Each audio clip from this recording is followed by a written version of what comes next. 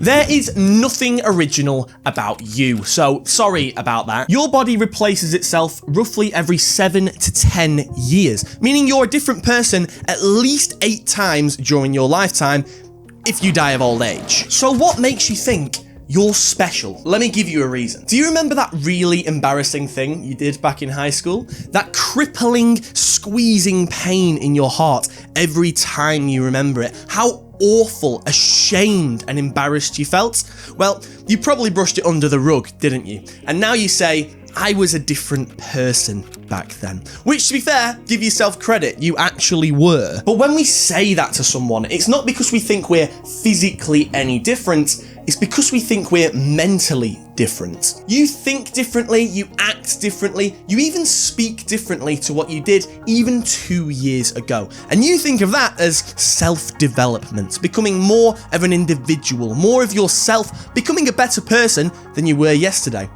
When in reality, that's a load of bollocks. Human beings, in some ways, act like a hive mind. Let's take, for example, this chair. We once didn't know that this was a chair. We once didn't know how we felt about chairs, what a chair even was, or what now you do, I hope. Through many experiences, we learned what a chair was, why we enjoyed sitting on it, what a chair was useful for, why we enjoy sitting in the first place. We found out that certain chairs are more comfortable than others. We sat on chairs with family and friends. We bonded over our shared love for chairs. And you came to the conclusion that you like this specific chair, the one that you're sat on right now. And you truly think that was an individual choice. Now, even if you haven't got a specific chair in mind, I'm willing to bet you've seen one of these bad boys before, a Secret Labs gaming chair. Well, shock horror, gaming chairs really aren't that comfortable. They're big and they're bulky and they're expensive.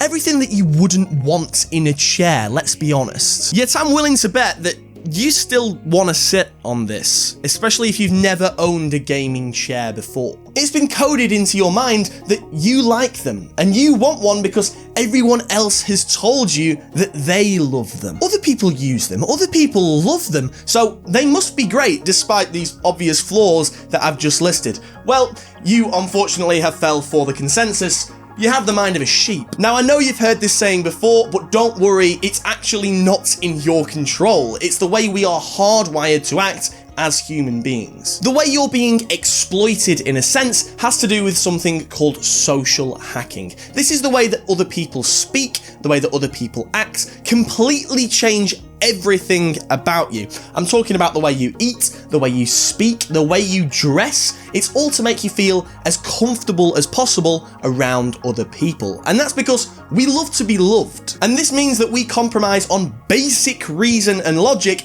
just to agree with other people. Remember, for example, when we were told shaved hair grows back thicker and darker. Well, that's a complete lie. This is really because the new hair that's grown hasn't been bleached by the sun's rays yet, making it appear thicker and darker. But we all believed it, so that made it true. Men shaved their faces over and over again, and they grew back thicker and darker. But let's be honest, if you were just to leave it, you would achieve the exact same thing, point and case. The thing is, we just never questioned if it was true because we got our desired outcome. And no one wants to be that guy in the corner going, actually, well, no, I don't care, we got the right answer. Stop being a weirdo. It's like doing maths and getting the right answer using the wrong method. You don't care that you used the wrong method. You got the right answer, you got the marks, so who actually cares? Well, you should care, because that's what we like to call independent thought, thinking for yourself, instead of just following the agenda. The human brain is designed for you to act like an NPC, or non-player controlled character. A very, very cringe term, I'm well aware, but it exists for a reason. The majority of people act and think the same on the majority of things. They're not in control of themselves, they're being controlled. And this is because they refuse to overcome their core programming. They refuse to think for themselves. And even if they wanted to, it is damn hard if you don't go about it the right way. Now, as the founding member of the Lifelong Learners Society, this goes against basically everything that I stand for. Independent thought is so important in today's society, and a large reason for that is because not that many people actually possess it. It gives you a sense of purpose, a personality. It gives you control of your life and what happens to you. So for your sake, let me tell you how to achieve it, and in reality, if it's actually possible in the first place. But to figure those out, we need to know what a thought actually is, and in reality, all it is information. And all that information is just data, a lot of random symbols, numbers, ones and zeros that can all be processed electronically. But in reality, they have absolutely no meaning at all. Now, I said electronically, and that wasn't by accident. It's because your brain acts very similarly to a computer. A computer takes in data in the form of an input, like a mouse, and then stores it as information in like a hard drive, for example.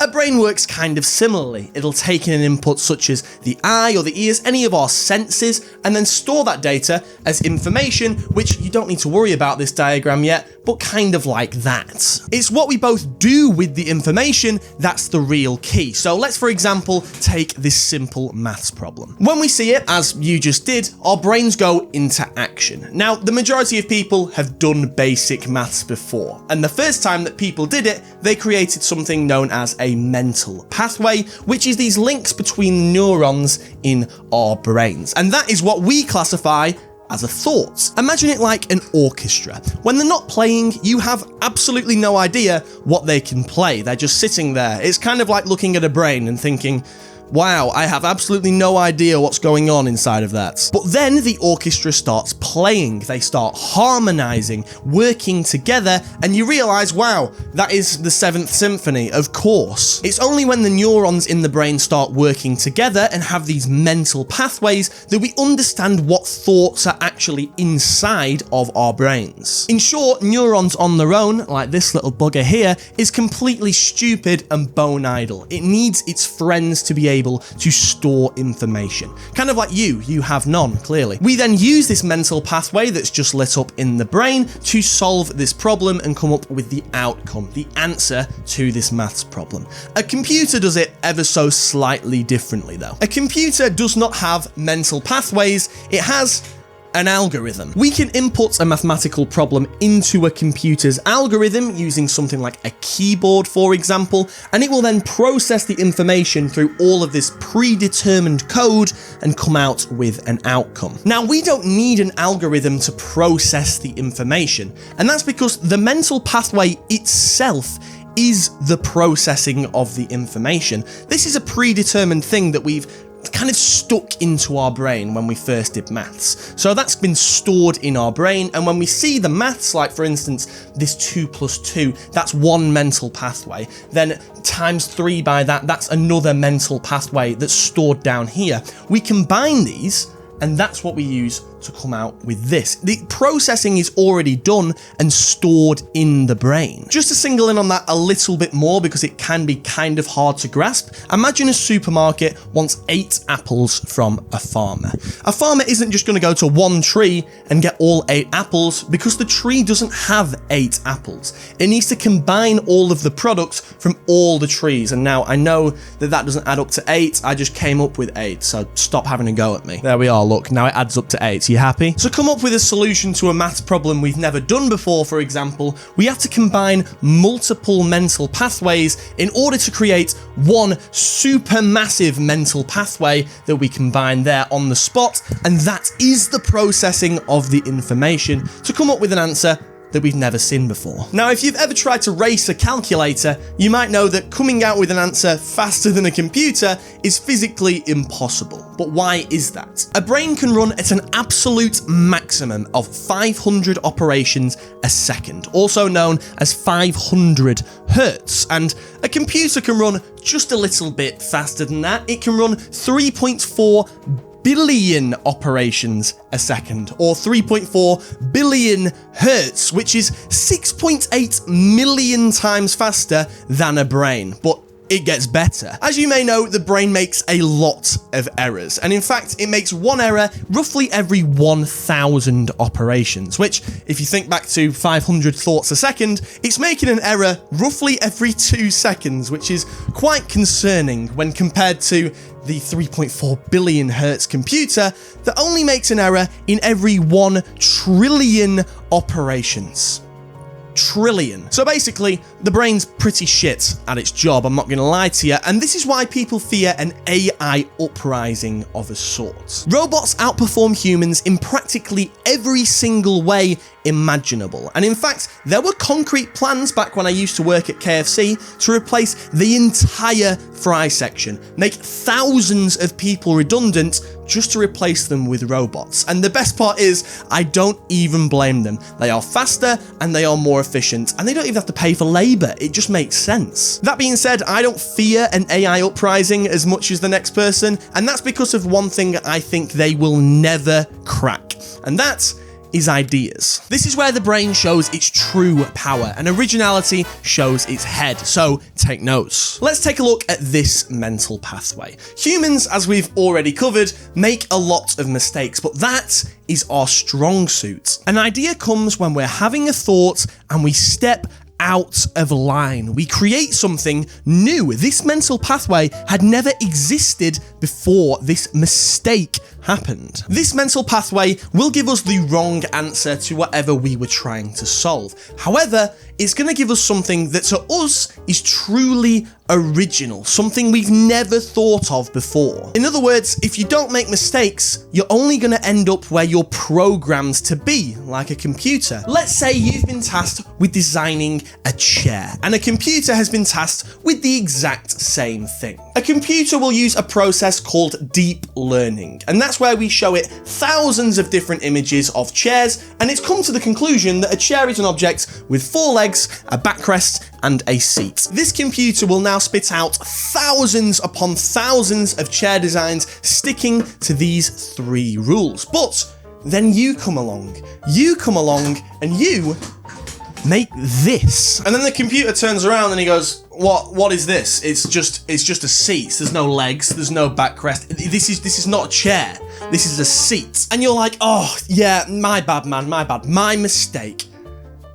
But then you're like, fuck you. A chair doesn't have to have legs. It doesn't have to have a backrest. It doesn't even have to have a seat. It's just something that you sit on. But it doesn't matter how long you ran that computer, it would never have come out with a beanbag like you did just using your brain in, I don't know, a couple hundred operations. So the computer's like, oh, okay, big man, you've got your original idea, but how do you even know that it's a good idea? It's not been tried and tested. We know chairs work, but beanbags? I don't know. And for context, this is set before beanbags existed. Well, an idea only becomes a good idea once someone else tells you that it's a good idea. There is no criteria, no algorithm in the world that can tell you if an idea is a good one or a bad one. And that is a very good thing, because even if this computer did somehow manage to spit out an original idea, maybe with its 1 in 1 million chance of a mistake, 1 trillion even, it would just end up being discarded because the computer has no grasp of a good or bad idea.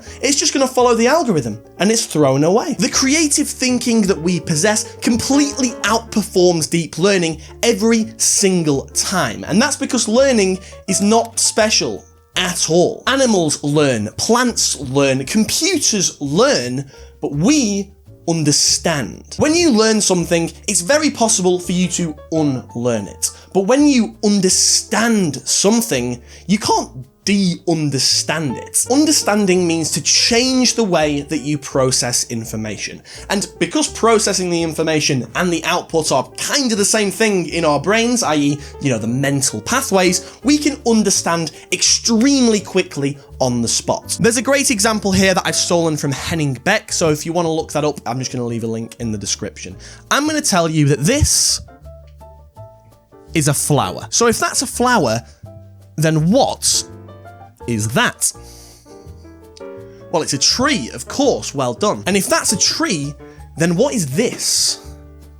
Well, it's a forest, correct. Okay, you kind of get the gist. So that's not a flower anymore, that's now a child. And if that's a child, then what is this? It's an adult or a parent, whichever. And if that's an adult, then what is this? Well, it's a family, of course. This may be easy for you, but you have to realize it is impossible for a computer to be able to make that distinction just based off the exact same image. And that should make you realize just how powerful our brains are to be able to understand on the spot like that. We are all special. We all have this superpower inside of us, and we can put it to fantastic use. For our British viewers, how long did it take you to understand the word Brexit? And for literally anyone else, it's just when Britain was leaving the EU. You know, Britain, exit, Brexit. You hear it a couple times, you get the gist. But when we understand it, you can start doing things with it. What could a Swexit be? Or maybe an Attacksit? You've never heard these terms before, but I'm willing to bet you understand them on site like that. Maybe let's get a bit more abstract. Is it a Bremain? A Briturn? You know what these words mean after knowing what Brexit means. You've definitely seen this little emoticon before. It's a sad face. You know the emotion that it's meant to make you feel. You understand it.